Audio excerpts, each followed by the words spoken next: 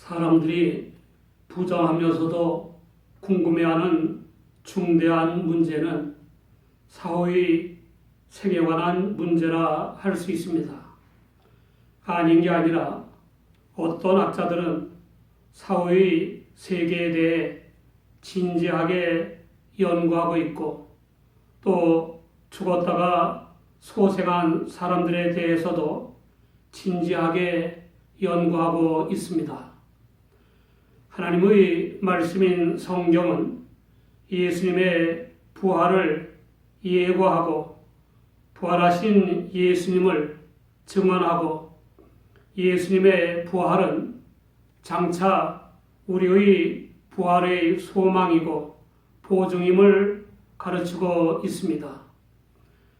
고린도전서 15장 20절을 보면, 그러나 이제는 그리스도께서 죽은 자 가운데서 다시 살아 잠자는 자들의 첫 열매가 되셨도다 라고 했습니다. 바울 사도는 죽은 자들이 어떻게 부활하게 되는가 하는 문제에 대해 논하고 있습니다. 사람들이 죽은 다음에도 계속 살아갈 세계가 있다면 죽은 자들이 어떻게 다시 살아나는가 하는 문제가 대두되게 마련입니다. 초대교회 교인들 중에도 부활을 믿지 않고 죽은 자들이 어떻게 다시 사느냐고 항변하는 이들이 있었습니다. 바울 사도는 부활을 부정하는 일부 고린도 교인들에게 어리석은 자여, 너의 뿌리는 씨가 죽지 않으면 살아나지 못하겠고 라고 답변했습니다. 당시 헬라와 로마 세계에서는 지혜와 지식과 힘을 추구하였고 그런 것들을 소유했다고 자랑했지만, 가장 중요한 영생의 진리인 부활을 몰랐습니다. 그들을 지목하여 바울 사도는 그들이 뿌리는 씨가 죽지 않으면 살아나지 못한다고 한 것입니다. 씨가 땅 속에서 죽어야만 싹이 나는 것을 매우 잘 체득하고 있으면서 어째서 죽은 자의 부활을 부정하느냐고 나무라는 것입니다. 이 말씀을 씨가 죽어 새로운 형체로 다시 살아난 것처럼 사람도 죽으면 새로운 형체로 다시 살아난다는 점 이외에 어떤 다른 의미로 이해하면 안 됩니다. 식물계에 있어서의 물질의 불멸성을 인정하거나 인간의 부활이 자연 법칙에 따라 이루어지는 것이라고 이해해서는 안 됩니다. 인간의 부활은 오직 창조주 하나님의 권능에 의해 이루어지는 것입니다. 로마서 8장 11절을 보면, 예수를 죽은 자 가운데서 살리신 이의 영이 너희 안에 거하시면, 그리스도 예수를 죽은 자 가운데서 살리신 이가 너희 안에 거하시는 그의 영으로 말미암아 너의 죽을 몸도 살리시리라 라고 했습니다. 인류를 위한 대속제물이 되신 주 예수님을 죽은 자 가운데서 부활하게 하신 하나님께서 믿는 자들에게 내주하시는 하나님의 영이신 성령으로 말미암아 믿는 자들을 부활하게 하신다는 것입니다. 부활을 사과의 살아남은 씨가 근거가 되어 다시 사과가 된다고 비유하는 것은 틀린 것입니다. 부활이란 사람의 안 죽는 부분이 근거가 되어 다시 사는 것이 아닙니다. 사람은 완전히 죽는데 믿는 사람들 속에 거하시는 하나님의 영이신 성령으로 말미암아 하나님께서 다시 살리시는 것입니다. 죽었다가 신령한 몸으로 다시 사는 부활에 있어서 사람 자신은 전혀 상관이 없습니다. 그런 의미에서 어떤 신학자는 부활을 제2의 창조라고 합니다. 여러분, 알 것을 바로 알고 철저하게 신앙생활을 해야 합니다. 영육, 합일의 존재인 인간은 이 세상에서 영원히 사는 것이 아닙니다. 일단 이 세상에서는 죽지만 천국에서 영원토록 살아갈 수 있는 존재로 다시 살아나는 것입니다. 이 부활 사상은 육체만 죽어 없어지고 그 속에 갇혀있던 영혼은 결코 멸하지 않는다는 영혼 불멸설이 아닙니다. 현재의 육의 몸으로 다시 산다고 하는 육의 부활도 아닙니다. 반드시 또다시 죽을 소생이나 환생도 아닙니다. 하나님께서 세상에 살았던 인간 자아를 천국에서 영원히 살기에 적합하도록 새로운 형체로 다시 살리시는 것입니다. 그러므로 우리의 부활 소망이 되는 바, 주 예수님의 부활을 믿는 우리 모두 재물이나 권세, 지식이나 지혜, 예술이나 명예 등을 추구하되 그러한 것들에 집착하거나 얽매이지 말고 영원한 천국 삶을 위한 방편으로 삼아야 합니다. 그 모든 것을 탐욕이나 죄악이나 음란 등 사탄의 종노릇을 하는 방편이 아니라 사랑과 복음 선교 등 하나님께서 기뻐하시는 방편으로 삼아야 합니다. 부활을 부정하는 사람들은 죽은 사람이 부활한다고 하면 어떤 몸으로 오느냐고 항변했습니다. 바울 사도는 너희 뿌리는 것은 장래 형체를 뿌리는 것이 아니요 다만 밀이나 다른 것의 알갱이 뿐이로되 하나님이 그 뜻대로 저에게 형체를 주시되 각 종자에게 그 형체를 주시느니라 라고 설명하고 있습니다. 뿌려지는 씨와 거기서 싹이 나서 자라는 식물과는 형체가 다르나 동일한 유기체인데 각 씨의 장래 형체는 씨를 뿌리는 인간이나 자연이 아닌 하나님께서 당신의 뜻대로 주신다는 것입니다. 마찬가지로 죽은 인간과 그 부활한 인간은 형체는 다르나 동일한 유기체인데 부활한 인간의 형체는 하나님께서 당신의 뜻대로 주시는 것입니다. 고린도전서 15장 42절 이하에 현재의 육의 몸의 죽음과 신령한 몸의 부활에 대한 말씀이 있습니다.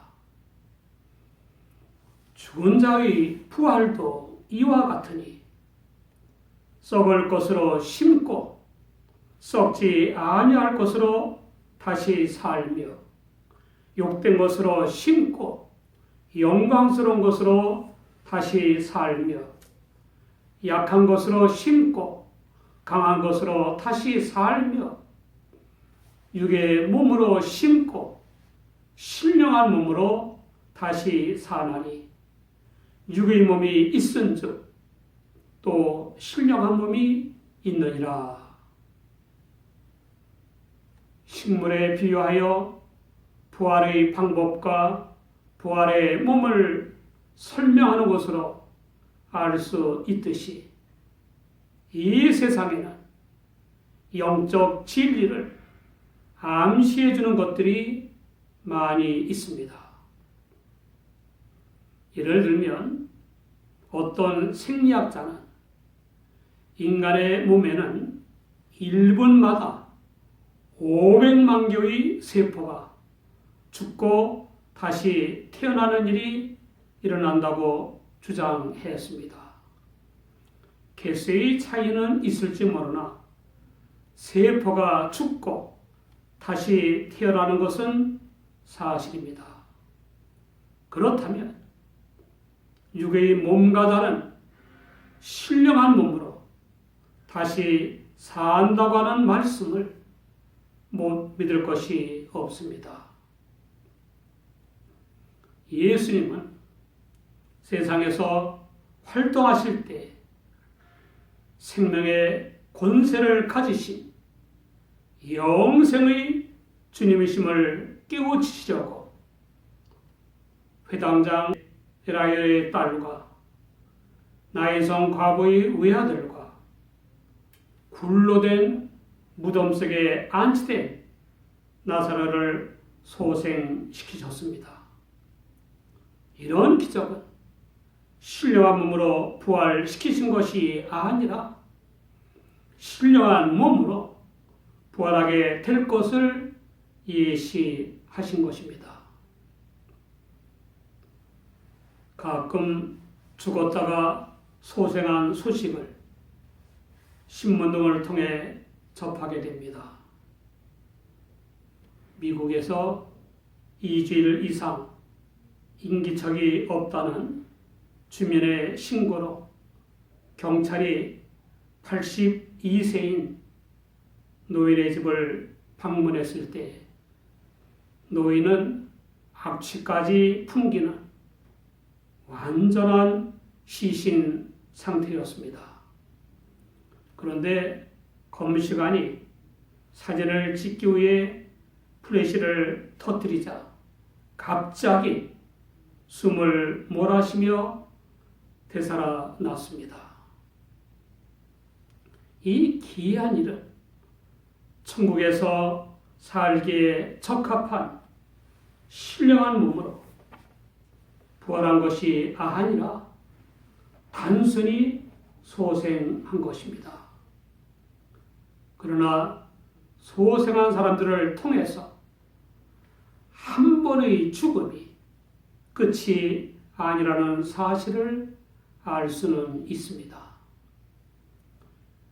바울 사도의 말씀의 첫 번째 요지는 죽음이란 끝이 아니긴 하나 변화한다는 것입니다. 두 번째 요지는 형체, 곧 몸이 항상 반드시 똑같은 것을 의미하지는 않는다는 것입니다. 하나님께서는 한 자아에 육의 몸이 있게 하시고 사후에 신령한 몸이 있게 하시는 것처럼 여러 가지 목적을 위해 여러 가지 몸을 정하십니다. 바울 사도는 육체는 다 같은 것이 아니니 하나는 사람의 육체요, 하나는 짐승의 육체요, 하나는 새의 육체요, 하나는 물고기 육체라. 하늘에 속한 형체도 있고 땅에 속한 형체도 있으나 하늘에 속한 자의 영광이 따로 있고 땅에 속한 자의 영광이 따로 있으니 해의 영광도 다르며 달의 영광도 다르며 별의 영광도 다른데 별과 별의 영광이 다르도다 라고 했습니다. 자의 욕구를 쫓아 사는 사람의 영광과 하나님의 영을 쫓아 사는 사람의 영광과 하나님의 영으로 충만하여 사는 사람의 영광이 다 다릅니다. 그렇다고 하면 신령한 몸으로 부활하여 천국에서 사는 사람들의 영광은 엄청나게 다를 것입니다. 가문의 독자인 대학생인 교인이 교통사고로 유명을 달리했습니다. 참으로 무겁고 안타까운 심정으로 장례를 치르는데 뭐라고 설교를 해야 할지, 무슨 위로의 말을 해야 할지 모를 정도였습니다. 제가 치른 장례식 중에 가장 가슴 아프고 힘든 장례식이었습니다. 그러니 부모님과 친척들의 심정이 오죽했겠습니까? 입간식을 할 때였습니다. 제 옆의 장의자의 평소에 기도를 많이 하는 고인의 이모인 권사님이 침통한 얼굴을 하고 앉아 있었습니다. 느닷없이 권사님의 입에서 방언 기도가 나왔습니다. 잠시 후 상기된 얼굴로 갑자기 아무개가 이모, 나는 좋은 데 가니까 걱정 말고 아빠, 엄마 좀 위로해줘요 라고 통변을 했습니다. 성령으로 인한 영적 지각이 없는 지성적인 교인들은 부활하여 천국을 가려고 믿는 것은 유치한 신앙이고 인격 수양이나 도덕적 삶을 위해 믿는 것은 성숙한 신앙이라고 합니다. 그 반대입니다.